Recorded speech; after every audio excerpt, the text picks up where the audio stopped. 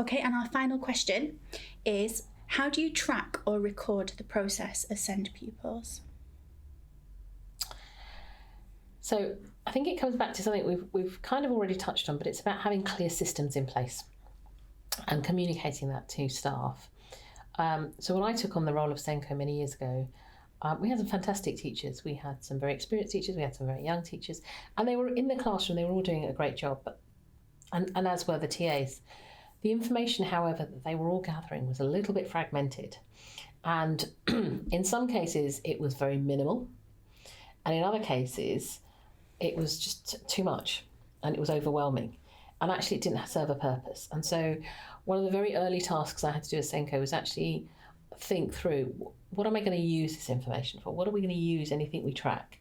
And actually, do the teachers know? Do the teaching assistants know? So we kind of slimmed it down, and then actually did a lot of work with the staff and the team and talked to them about why we collect information, what's the purpose and how we will use it. Because I think if teachers understand how we're tracking, why we're tracking, they will engage much more and they will understand that it isn't just paperwork for the sake of it. Actually, there's a purpose to it. So I think we, as leaders, be clear on what you want to collect and how, and make it, design a system that works for your school. Whether you're a 2-form entry, a single form entry, it will differ. There is no one set way of doing something. The graduated approach has to be at the heart of this. And the graduated approach isn't restricted to pupils with SEN or those with a disability. Unfortunately, it's only mentioned in the Code of Practice. And it was such an opportunity to put it in the national curriculum, because actually that cycle of assess, plan, do and review is what we do at high quality teaching. It's what we do for any additionality. So just to kind of think around how those systems have been developed. I do quite a bit of work with new teachers coming to the profession, ICT and ITE. And within the Code of Practice, I think it's page 49, there is a focus on the trajectory that we kind of look at around SEND, because SEND will be throughout their careers. And we are getting more and more complex needs, we're getting different kinds of needs. And so putting systems in place where we can enhance teacher knowledge, but also track pupil progress through effective systems, I think that's where we need to go.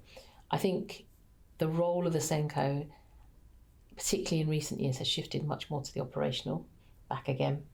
And so SENCOs are not sitting back and looking at the bigger picture and thinking, this is my team.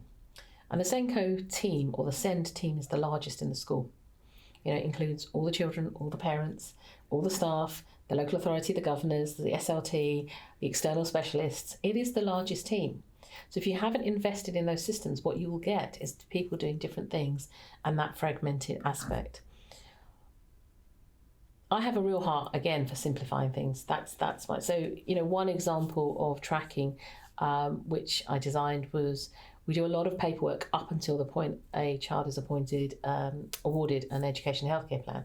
What do we record afterwards? And actually we need recording throughout the year so that when we come to the annual review, we've got that information, but it has to be from the classroom teacher. So that was designed on a one sheet of A4 for teachers to fill in throughout that term and actually hand in 3 times a year. That becomes your evidence for your annual review. That's what I'm talking about when it comes to systems. I think we can overload teachers. So less is more. Absolutely. Less is more. Absolutely, I totally agree with you. Thank you so much for being with us today.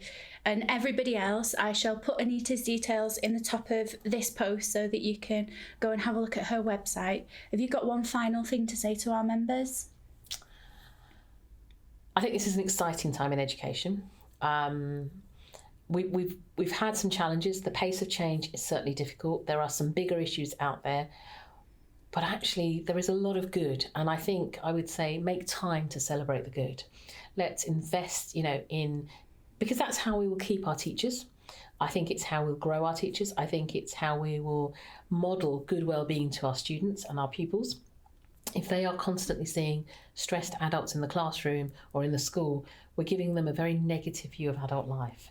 And today is World Health Day, Mental Health Day. So, I would say think about the well-being of your staff, think about the well-being of your pupils. Let's make the most of this because it's great. It's an exciting time to be in education. Absolutely, and we're all together. We're all here together. Absolutely. Thank you so much, everybody, for joining us.